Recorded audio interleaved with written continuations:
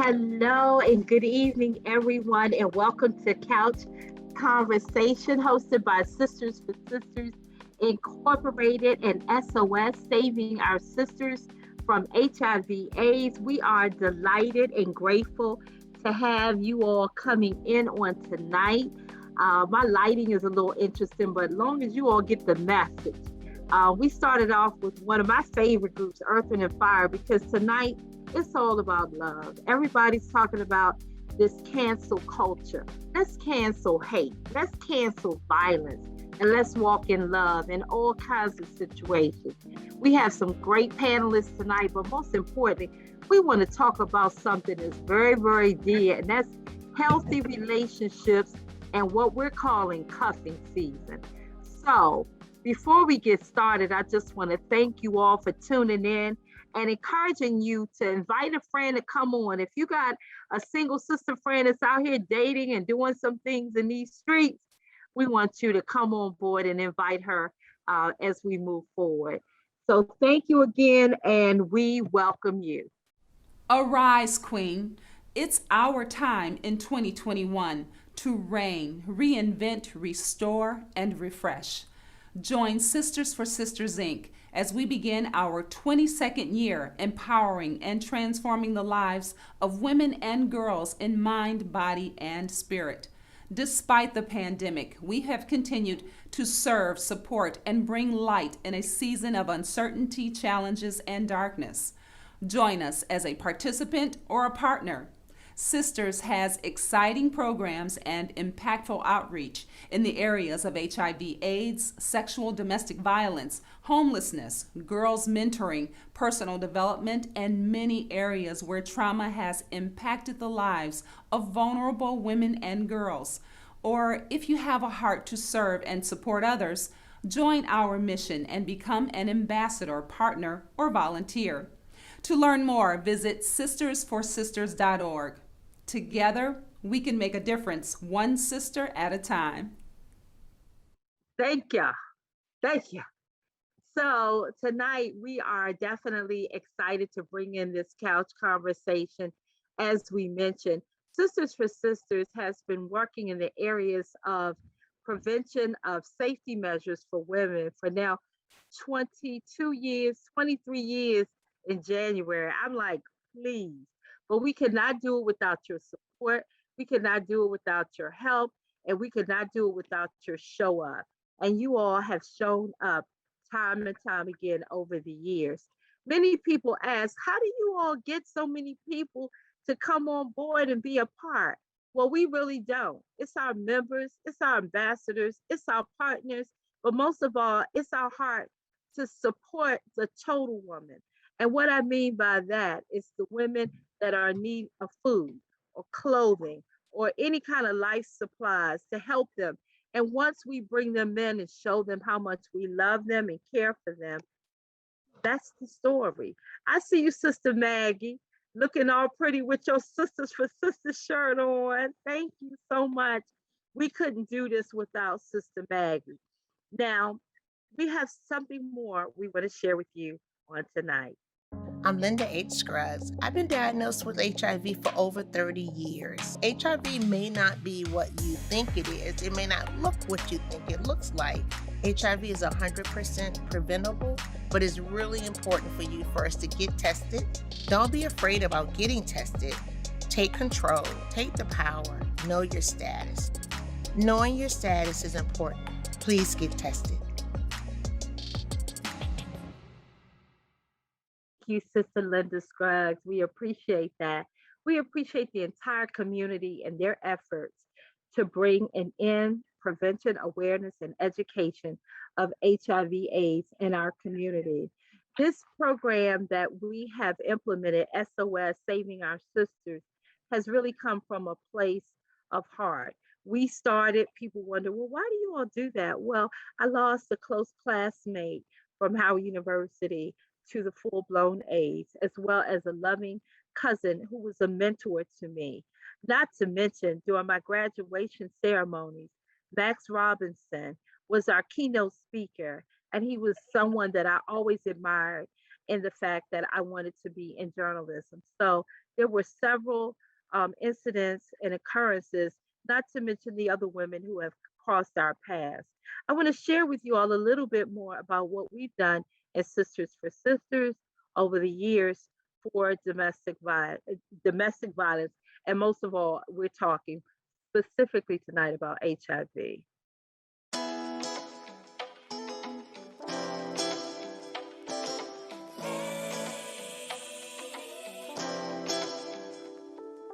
Girl, you and I, we fight. Together we will be alright. Come and show me your inner mind. Together our future is most bright. Aren't you tired of being abused? Come and be someone no one can rule. Sisters for sisters. Sisters for sisters. Woman, feel what you've been through. Don't say there's nothing you can do. Reach for your inner power. Let's make a better world for each other. Aren't you tired of being abused? Come and be someone no one can rule. Sisters.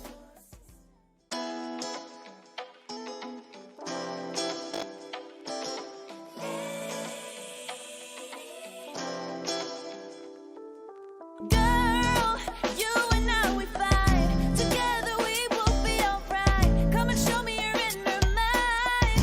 Together our future is most bright. Aren't you tired of being abused? Come and be someone no one can rule. Sisters for sisters. Sisters for sisters. Woman, feel what you've been through. Don't say there's nothing you can do. Reach for your inner power. Let's make a better world for each other. Aren't you tired of being abused? Come and be someone no one can rule.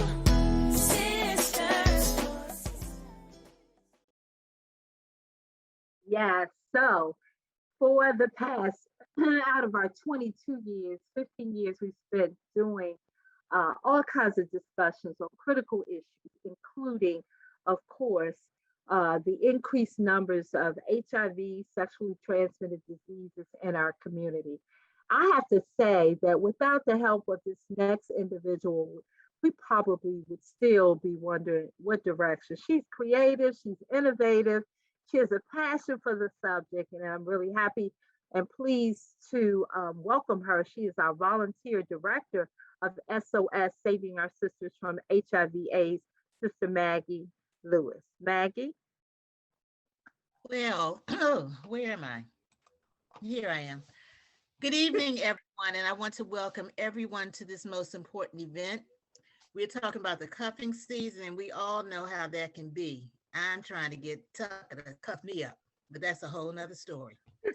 In any event, we have a wonderful speaker here who's going to talk to us about safe sex practices.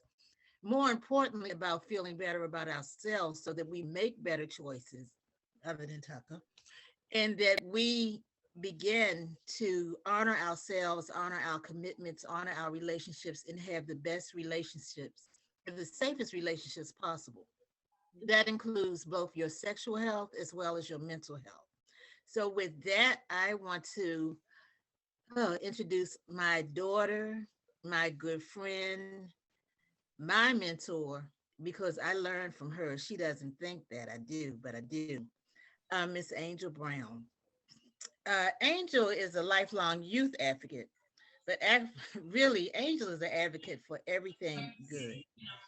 Um, she's a social justice. She works for social justice.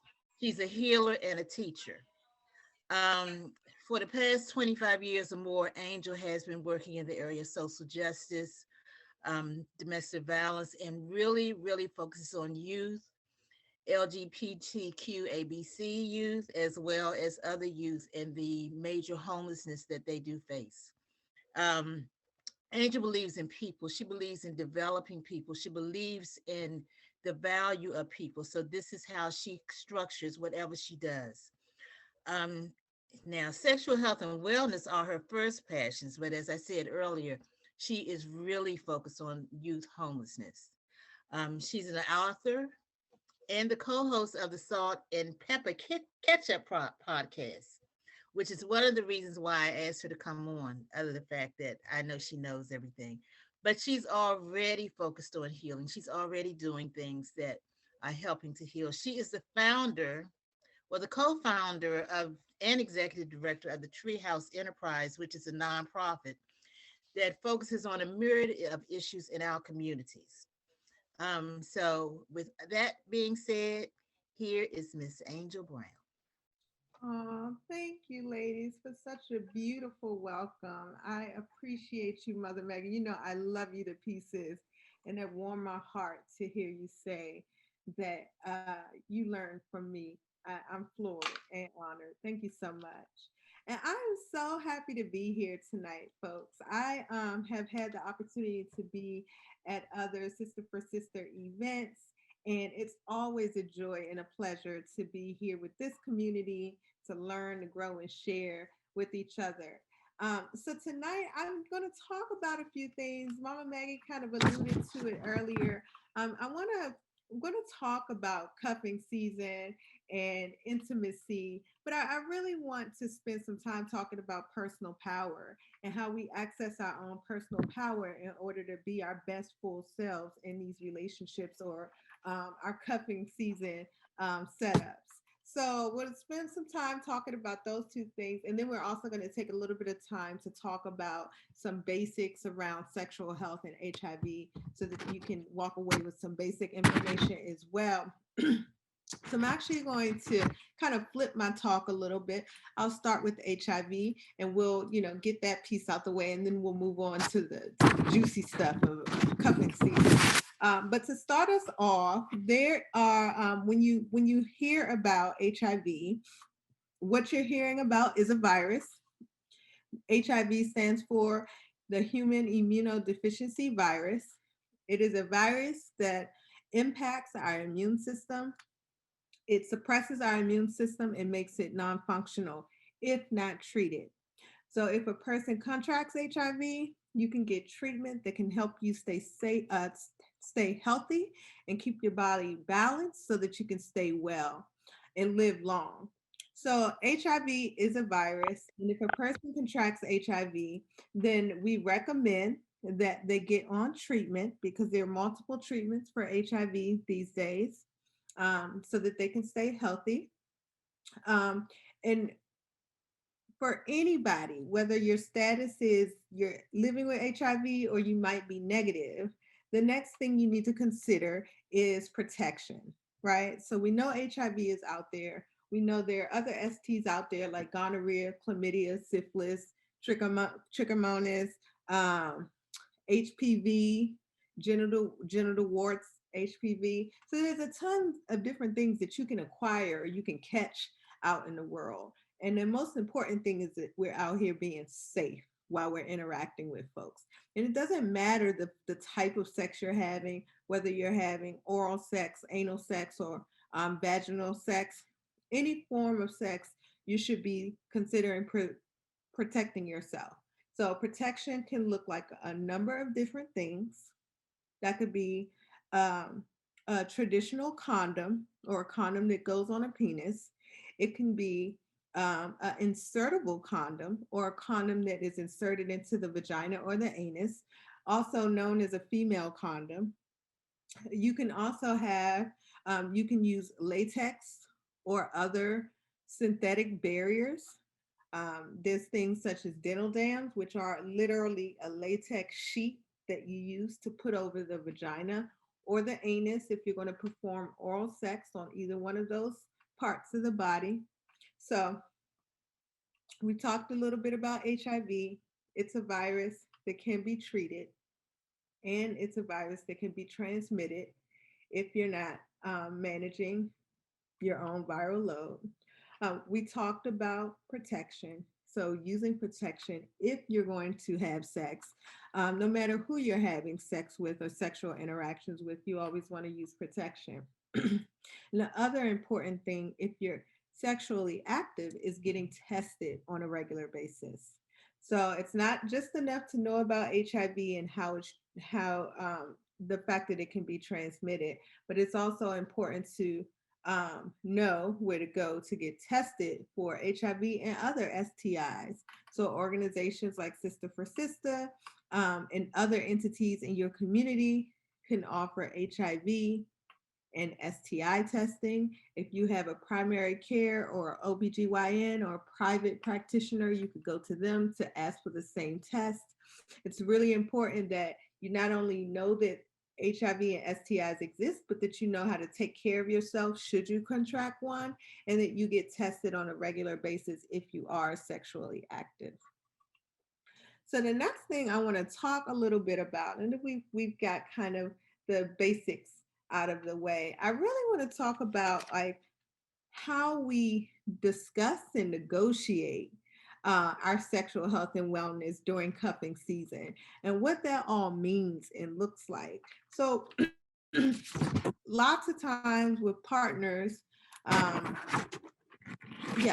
of times with partners, it can be a little bit interesting to have conversations about your sexual desires, what you like, what you don't like, what you're comfortable with, what your needs are. But it's worth the conversation, and sometimes multiple conversations that you're getting to know someone during cuffing season. It's worth talking about these things so that you can see, like, okay, I like this person, but are we even a compatible match? Should I even be getting cuffed this season with this person, right? Should I be getting connected to this person for the next 3 to 6 months? And it can be sometimes difficult to have really honest, vulnerable conversations with people about what you want sexually and what you need and what feels safe and comfortable for you. And one of the things I recommend is that you take a step back and ask yourself a few questions, and take some time thinking about your own personal power and what exists that can support you in your cuffing season bond up relationship time, right? So I encourage you to think about and get clear on, what do you want and need, right? What's comfortable for you sexually? Are you somebody who needs to have sex in a particular type of setting or environment? Are you someone who has to have the lights on or lights off during sexual interactions? You know, getting clear with yourself about like, oh, these are my preferences. These are the things I really need and want and desire. Other things for you to think about is, how connected are you to yourself? The more connected you are to yourself, the easier it's going to be to talk to someone about your needs, right? So I encourage you to take some time, quiet time, sitting alone, maybe put on some soft music or some music that soothes you, right? And just kind of like spend some time with yourself and think about, what is it that really, like, when do you feel most powerful? When do you feel most confident? And you might want to write those things down. You don't have to, but it could be helpful, right? So let's say you feel most powerful when you're at work, or most confident when you're singing in the choir. And if those things are true for you, then the next thing I would do is say, think about what parts of those events or interactions make you feel confident or more powerful, right? And so if it's work, you might come up with, I feel more powerful because I'm in a leadership role, right? Okay, we got that there, leadership. Let's just hang that there. And then if it's in the choir, you feel most confident because you feel seen and heard, right? So leadership, how this can translate to intimate relationships and personal power, leadership can translate over to you being the leader in your own life. The other thing that you being a leader in your own life, and being a leader in your own life is declaring what you would like to have happen in your life, in every aspect of your life, including in the bedroom during cuffing season. The confidence that you get from being seen and heard in the choir could translate over into personal power by using that confidence to help bolster you so that you can go into these intimate conversations with a lover or lovers. Mama Maggie, did you have a question? I see you came off camera. Okay. So, um, so spending time with yourself and getting clear on your personal power, those things that make you feel most full, most confident, most sure about yourself, can also be a way to help you be able to show up in relationships more full, more confident, more of yourself, right? Because cuffing season isn't just about getting a boo. It's about getting a boo and having a healthy relationship while you're with the boo, right? And we hope sometimes these boos that we meet during cuffing season turn into long-term partners. Sometimes they will, sometimes they won't. But the work and the opportunity for us at this time of the year, right, when everybody's getting bunned up, is to really make sure that we're stepping into these relationships, that we're stepping into our interactions clear, knowing what it is we want and need, and being willing to talk to our partners about what it is we want and we need. So I'm just going to pause here because I've said a whole lot. I'm just going to pause and open up the floor for any thoughts or questions. And if not, we can move on because I have some questions I'll throw out to the room.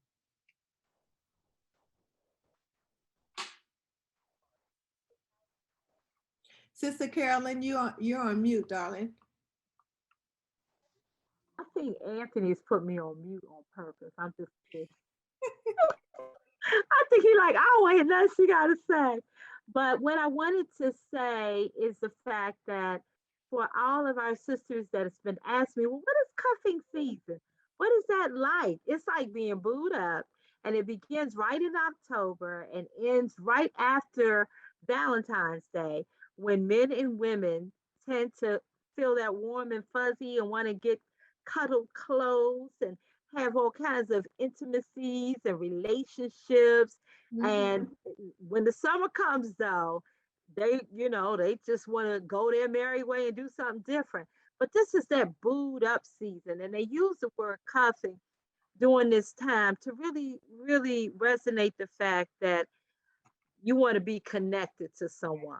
When most of the time in the summer, you're just free as a bird. So that's what cuffing season is for all of my sisters that have asked, what does that mean?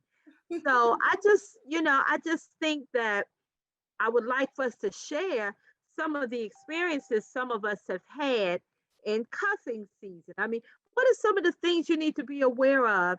And Sister Angel, you really broke it down about the intimacy and all of that. But there are some beware signs. And as we approach the holidays, you may sit at your Uncle Floyd's table and they say, girl, when you gonna get married? You still ain't got no man. Don't want no man for that day. Don't worry about Uncle Floyd. He and Aunt Mary might not be as happy as they looking up in there. But what I'm saying is, don't worry about the holidays being booed up, y'all. It's good to have a good man by your side. But one of the things working in domestic violence and also working with people living with the virus is that you can make some real harsh mistakes by rushing into love. So I want to talk to some folks that may have had some good success with love and may doing cuffing season or may want to give some warning signs. Anybody got anything they want to share about some of their experiences?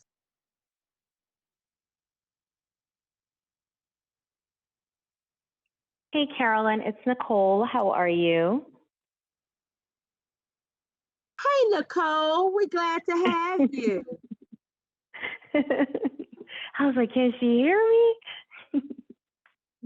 I think this topic of cuffing season is is a great topic to be discussing simply because of COVID, so many people have been isolated, even though we've gotten out more this year than we did last year. But in that isolation, a lot of people found that I really missed the companionship.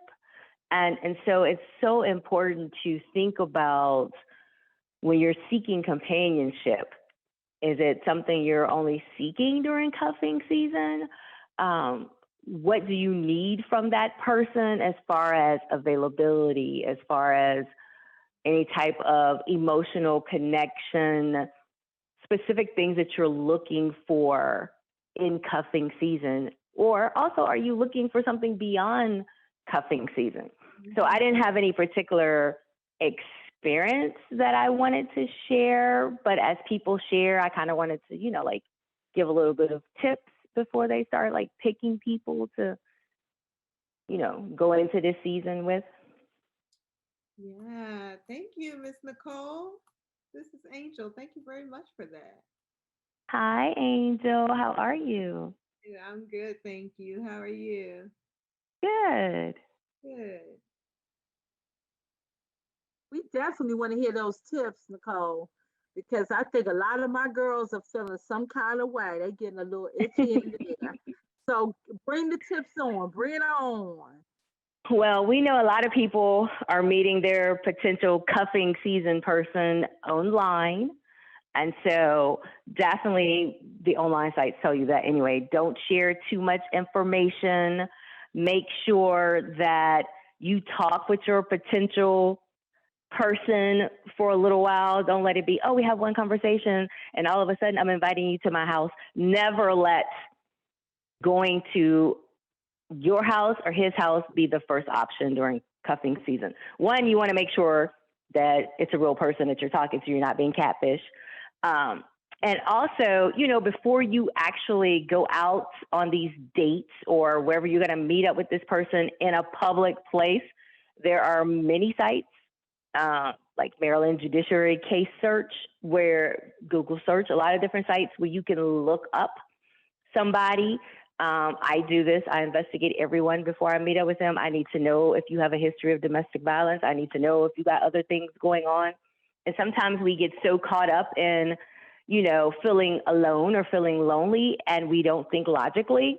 So my first tip would be, don't, as soon as you meet them, especially if you meet them online, don't instantaneously want to meet up with them. Have a few conversations. And by conversations, I'm not talking about just text exchange. Actually hear their voice, even if that means do video call, with them. Have a couple of conversations, learn something about the person before, you really say, I'm going to meet up with this person. So talk with your potential date or potential cuffing mate before you plan to meet up. Don't let it be instantaneous. And before you meet up, also do a little research on them. There's so much out there that you can find about people. If you met them at a public setting, like an event that you were invited to, or at a friend's house, if someone knows this person, ask mutual friends some information, because if somebody knows them, of course, some people are going to be like, well, I don't want to get in the middle of that, and they don't want to tell too much information. But if it's someone who genuinely cares about you as a friend and want what's best for you, if you're asking questions, then they'll be pretty transparent. And even if there's something they don't want to share, you can pick up on the, maybe I should pause because my friend is not saying something. Because as we know, when somebody is a good person, people want to share all the stuff about them when they're a good person.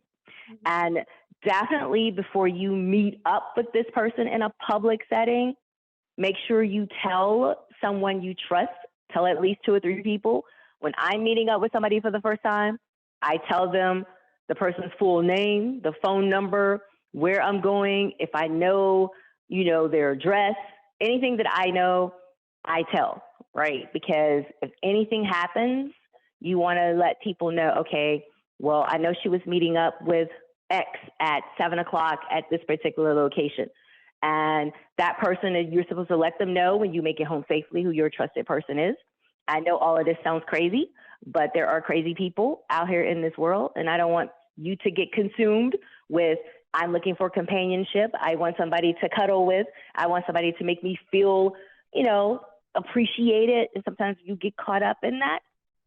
And then, if things get a little crazy, if this person appears to be cuckoo for Cocoa Puffs or a little abusive or a little aggressive or too aggressive, before you even go meet them wherever you're going to meet up in a public place, notice how I keep saying that, you have to plan your escape in advance. If something is off with this person, what's going to be your exit strategy? And that's something you should think of before you meet up with them, whether that exit strategy is, you go to the bathroom, you text a friend, and when you go back to the table, that friend calls you and there's some emergency. Or you say you go to the bathroom and you sneak out. I always say when you're meeting up with somebody, never let them pick you up, especially the first meetup. One, because then they'll know where you live.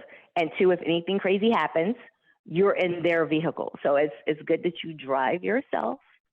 And always, always, always make sure that you're meeting in a public place. And during COVID, I know on some dating sites, they ask you about COVID dating. And some people you're meeting up with you're meeting online, they may say, are you vaccinated? You need to already know how you feel about that. Because if you're going to be cuffing with somebody, you're going to be in intimate space. How do you feel about whether or not they're vaccinated? Because 9 times out of 10, you're not the only person they're spending time with. So if they're spending time with other people and then they're being intimate with you, that's something you got to take into consideration. And always get on the same page as it relates to the physical. Cuffing season doesn't have to be having sex.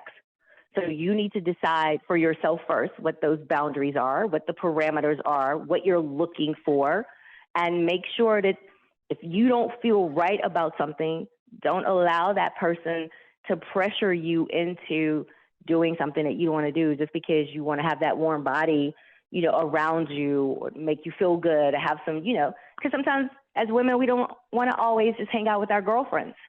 So we want that male companionship. But what are your non-negotiables? What are your boundaries?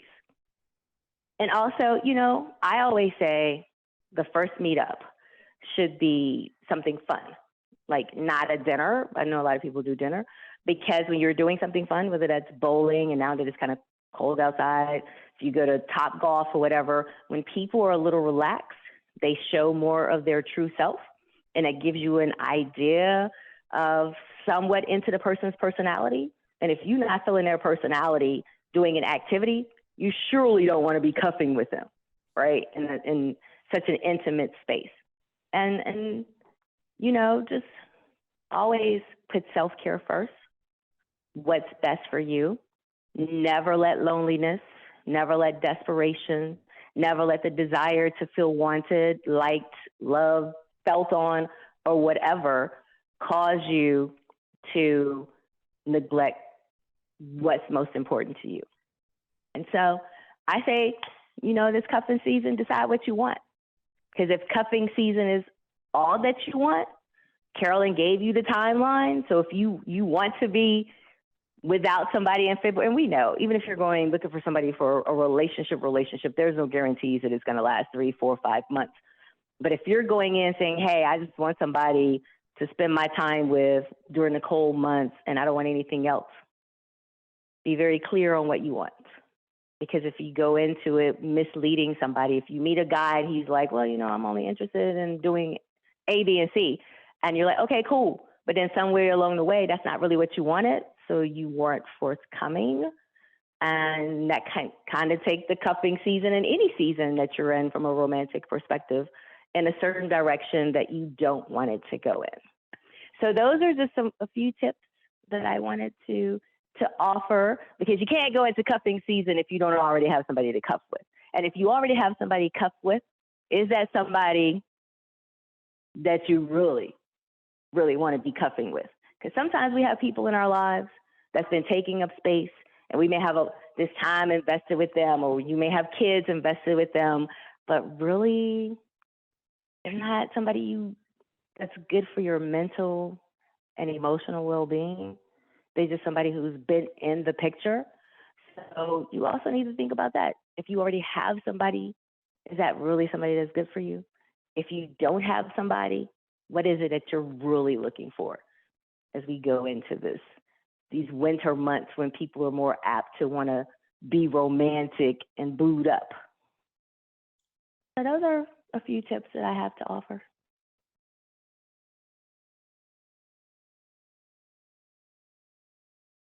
Hello, did I lose you all? No, you're good. You're good. Oh, okay.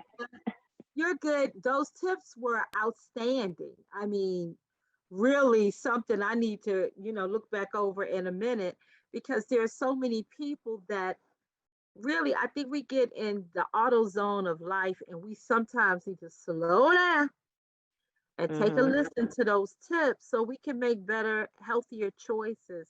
So thank you. You were right on point, right on time. I think we have Sister Rita that's coming on before we close out. I'm so glad she made it in. Some folks were having challenges getting in, but this couch conversation will be every third Thursday in the future, every third Thursday, moving forward. And as you all can hear, it's distractions everywhere. But it's because we're talking about a subject to change women's lives and men in terms of how we get connected. Nicole, you have a book that talks about various toxic relationships. Am I correct? Can you share with us? Yeah, one of my books is entitled Detox Your Relationship, Know When to Stay and When to Let Go. And it can be found anywhere, Amazon, Barnes & Nobles, Books A Million, anywhere that sells books. So, the book, some people give up too quickly and some people stay too long when they should go. So the book gives some real life. The way I write my personal self-help books is like I'm having a conversation with you. So it reads like a conversation that also has like real life scenarios and give you some things to really think about when it comes to your romantic relationships. So it's called Detox Your Relationship, Know When to Stay and When to Let Go. And you can also reach out to me, if you want a signed copy, I can mail you a signed copy, or you can order the books on Amazon, Barnes & Nobles, Books A Million, anywhere that sells books. Love it. I do love it. I do love it. Sister Rita Hall from Los Angeles, we got you on tonight. And I Yeah. apologize because I have been trying unsuccessfully to get on. We don't give up. We just keep fighting. So we're talking about this cuffing season, and we talked about, Sister Angel really gave us a great rundown in terms of our sexual health and intimacy, and definitely we heard about toxic relationships and being, just getting prepared, getting our mind right, from Sister Nicole. And Rita, you had some great advice, and she talked about online dating and gave some great tips. I personally have never done online dating because I can barely use the phone I don't know how to swipe up, swipe down, swipe up. If I can dial your number, we're doing good. Rita, share what you would like as it relates to online dating as well. Caught the tail end of your last speaker, and she was absolutely phenomenal. But I want to address the fact of online dating because, as we all know, as women, we are nurturers and we inherently want to be with somebody. That's how God made us. But we have to be very, very mindful of being careful. Okay, so some of the online dating tips that myself and two girlfriends have found out. As soon as you can, ladies, ask to have a Zoom call, because what we are finding is men are taking pictures of very handsome men and purporting to be those men. Now, if they can't Zoom with you, you can rest assured they're a fake. And typically, I was used to looking for a man to try to quote unquote groom you for 2 weeks before he asked you for some money. But the new ones are a bit slicker. They're taking up to 2 months, and they're everything that you have on your profile, which tells me limit what you put on your profile. They're going to have to talk to you face to face to find out what it is that you're into. because I promise you, if you put down, you like walks on the beach, for those of us that live near beaches, or you want to stroll here, or you want to do that, they're going to mirror exactly what you said. But I totally revamped my profile, and now it says outgoing, fun to be with, enjoys life. So they're going to have to pursue that and find out, because at first I was saying, you know, I like walks on the beach, and I always prefaced it by saying I wanted a man of God. Well, they will pretend for a minute to be a man of God, but after a period of time, and it won't take you long, as soon as you ask them about meeting you on a Zoom call, they're gone. They are in the wind. So that's one way of being careful. And I'm sorry I did not get the name of the last speaker, but she is 100% correct. Never, ever, ever meet somebody at your home or let them pick you up when you have not vetted them properly. And it should take a couple of weeks before they know where you live. And a lot of times as women, we give out too much information. They know where we work, where we live, where we go to school, where Big Mama live, where Aunt Hattie live. They know where to find you.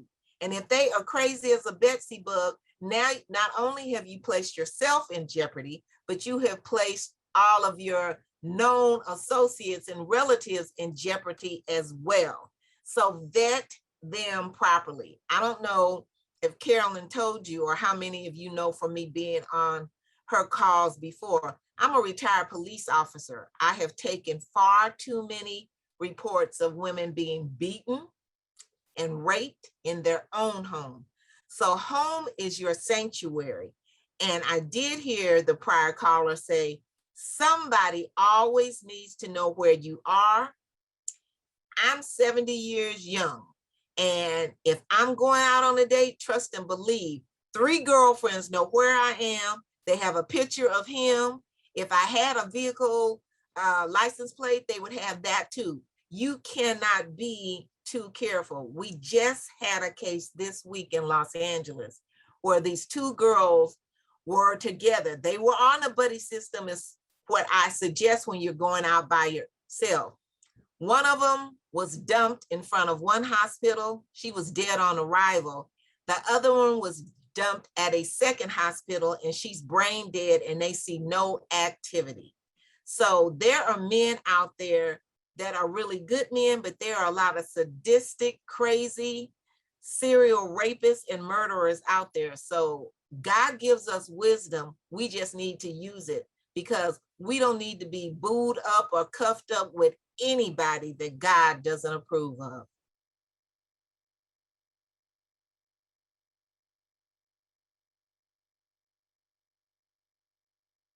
Yeah, I Really, totally. that's powerful. I'm sorry, someone was speaking. Oh no, Carolyn, I was just saying I totally agree.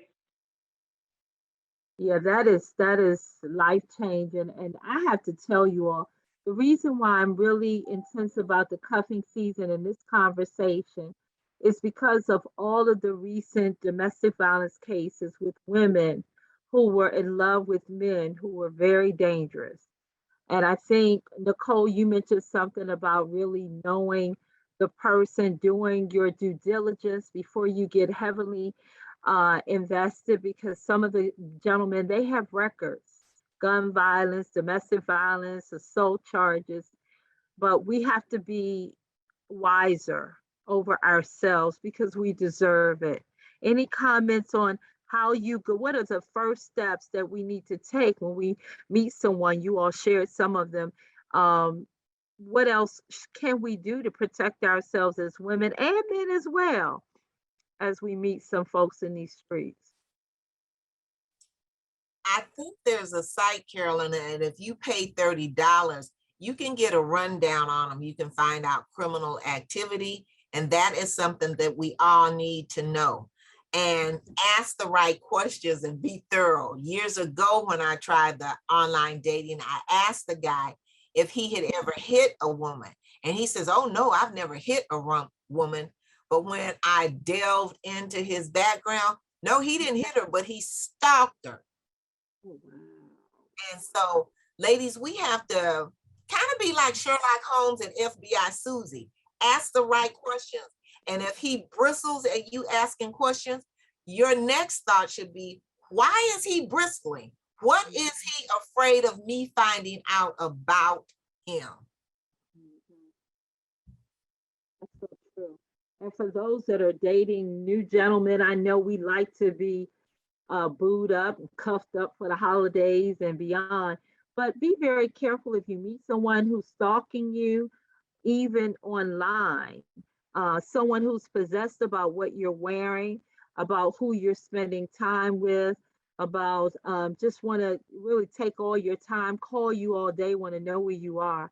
Someone very near to me happens to be a gentleman, is currently in a very abusive relationship. She wants to know where he is 24/7. That is not cute and that is not love. So beware, men, if you're listening, and women as well. If somebody wants to keep their eyes on you around the clock, that can potentially be your life. So pay attention. Sister Angel, you've been outstanding. And as we continue this conversation, because we will continue part two in the month of December. But as it relates to HIV and AIDS, how would we address being safe? Any further tips or thoughts? Well, first get tested, right? So start there. Know your status. Know Mhm. what you have and don't have, right? So get tested regularly if you're sexually active. If you're sexually active, use some form of protection. Use some form of protection, whether that be a traditional condom, an insertable condom, latex barriers, just use protection. And then lastly, know who you're sleeping with, right?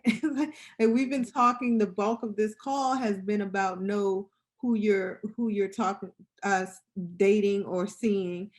Sister Rita talked about being Susie Sherlock, right? You got to go out there and research folks, but you should also know about their sexual health wellness too. Ask them questions. Have you ever had an STD or HIV? You want to know that, so you should be asking that question when you ask the question, have you ever put your hands on a woman, or have you ever been arrested? These are the kinds of questions you should be asking. You want to know when was the last time they went to the doctor and had a physical and a checkup. That can be a good indicator. If someone tells you they haven't been to the doctors in a few years, I can just pretty much bet to you they don't know their HIV or STI status, right? So ask the right questions. And then lastly, don't be afraid to say what it is you need. You are your best thing. You are your only thing. That's all you got. So don't be afraid to say what it is you need and what you want in these relationships. And I wish y'all the best during cuffing season. Good luck out here. It's hard in these streets, so be careful, be safe. It's hard to be sweet. Sister Heather, are you on, Dozier? Heather learned. Heather, are you with us? Well, Sister Heather learned yesterday that a large percentage of folks are out here dating and they don't know their status. We know that, but that they're positive. I think the number was pretty astronomical. That they do not know that they're HIV positive. And my dears, I don't care what he's driving, and I don't care where he's living, and I don't care how fly he is, and I don't care how long he's been out here in these streets doing this, that, and the third. I don't care if he used to play pro ball. I don't care. You all still have to be safe and take good care of yourself. In closing, I just want to make sure we have addressed any questions. Does anyone have any questions or comments before we close for tonight?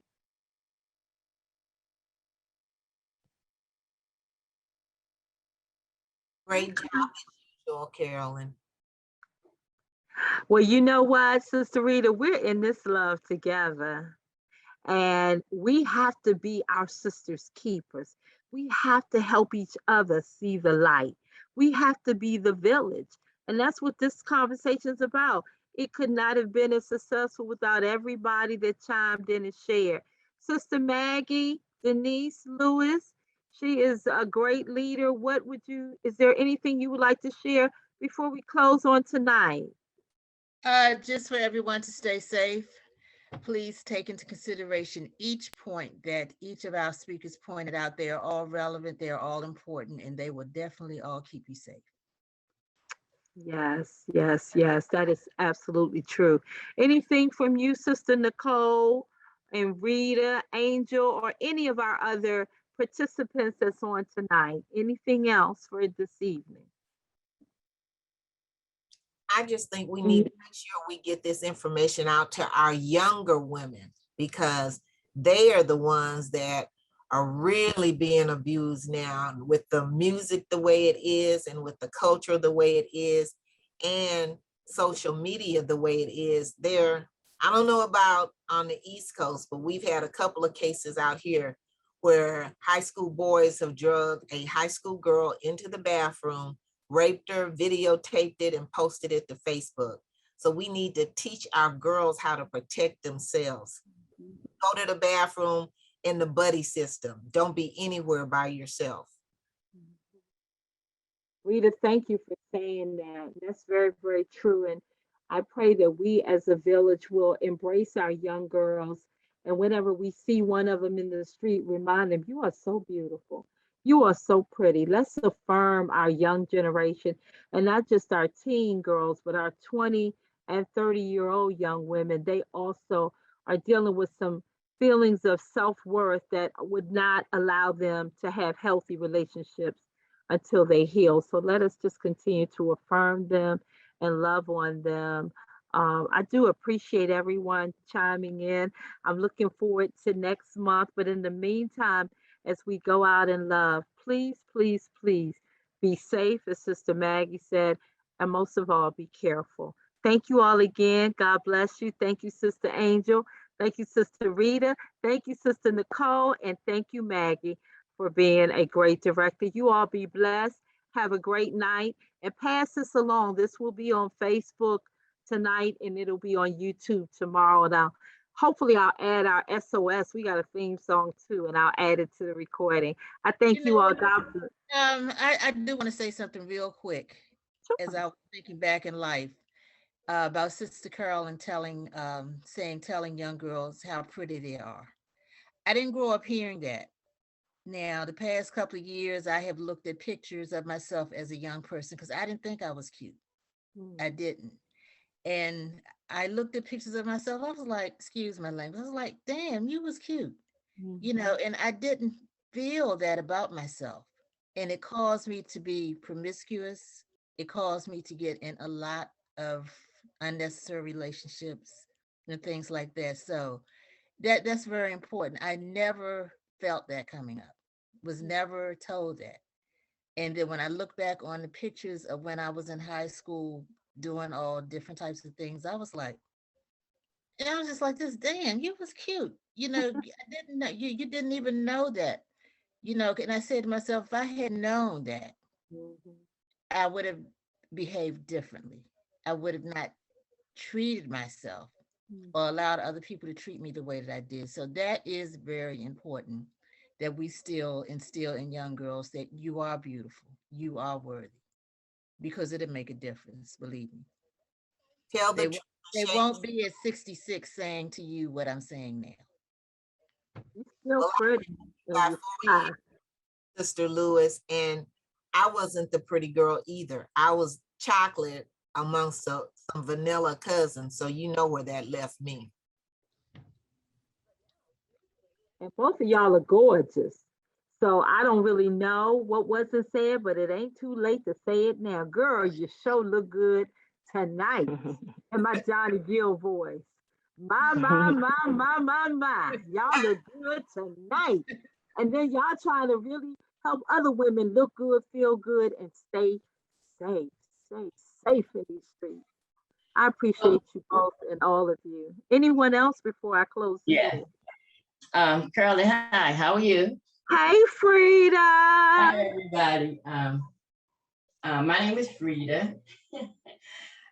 Just sitting here, just listening to um, the ladies discuss about a relationship, you know, Mhm. I can share a little bit about mine. I've been with this guy for over 45 years, and it has not been goody, but we're still together. And to me, what made us stick together because I trusted him and he trusted me. And we what can I say? We just made it work. See, sometimes you have to make things work where things don't seem like it's going to work.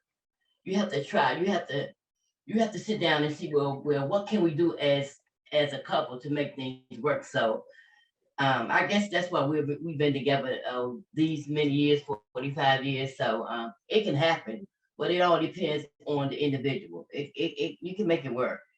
And then taking back on what the Miss Rita said about the young ladies, I love it. First of all, yes, we have to reach out to the young ladies, but listen to this. In order to reach out to the young ladies, we have to meet the young ladies where they are. We can't go to them and say, well, you shouldn't have done this. Don't tell them that because you're just wasting your breath. Let's see what's going on with them. Let's meet them where they are. And once you meet them where they are, or once you hear what's on their mind, then we probably can, we can build a relationship or connect with them and we can be able to help them. So that's something on my mind. That's all. And thank y'all. Well, I'm so glad you joined in, Frida. Frida is our DC chapter ambassador.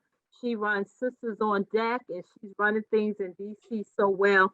But I thank you for reminding us to meet our young girls where they are and not judge them, but to love on them. Thank you for that very important reminder. Well, it's 8:05. I appreciate you all so much. Thank you again. Appreciate all the comments. Again, this will be on YouTube. And I pray you all have a blessed rest of this evening and that you will have a safe and beautiful Thanksgiving holiday. Thank you again. God bless and have a blessed night. Likewise. Thank you. Thank you too. Arise, Queen. It's our time in 2021 to reign, reinvent, restore, and refresh. Join Sisters for Sisters Inc. as we begin our 22nd year empowering and transforming the lives of women and girls in mind, body, and spirit. Despite the pandemic, we have continued to serve, support, and bring light in a season of uncertainty, challenges, and darkness. Join us as a participant or a partner. Sisters has exciting programs and impactful outreach in the areas of HIV/AIDS, sexual domestic violence, homelessness, girls mentoring, personal development, and many areas where trauma has impacted the lives of vulnerable women and girls. Or if you have a heart to serve and support others, join our mission and become an ambassador, partner, or volunteer. To learn more, visit sistersforsisters.org. Together, we can make a difference, one sister at a time.